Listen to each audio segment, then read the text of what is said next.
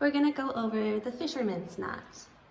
The fisherman's knot, many of us use on the end of our figure 8 knots, our figure 8 follow through knots.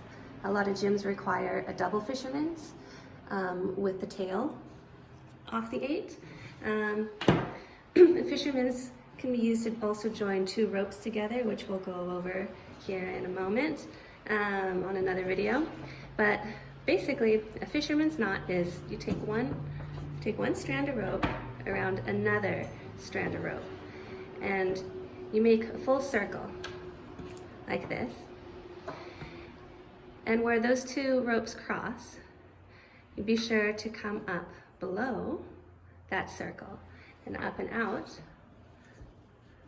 So you have 2 parallel lines of ropes, a little circle, and again, 2 parallel ropes. And you know you have it right if you see this little X. That's a single fisherman's knot. You can do an extra circle. So the key is here, we do 1 circle, cross down below, and the next circle needs to be below that one. Otherwise, it is not a fisherman's knot. This is a double fisherman's knot. There are many gyms that require this.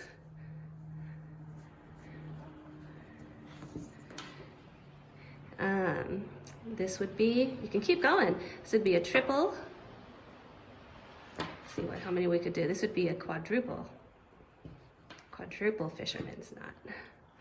Up, and again, you just keep adding more circles down below, and then come up through the bottom and out through the top. And you can see there's still that same pattern there. There is the X back there covered by these loops. 1, 2, 3, 4. Quadruple fisherman's knot.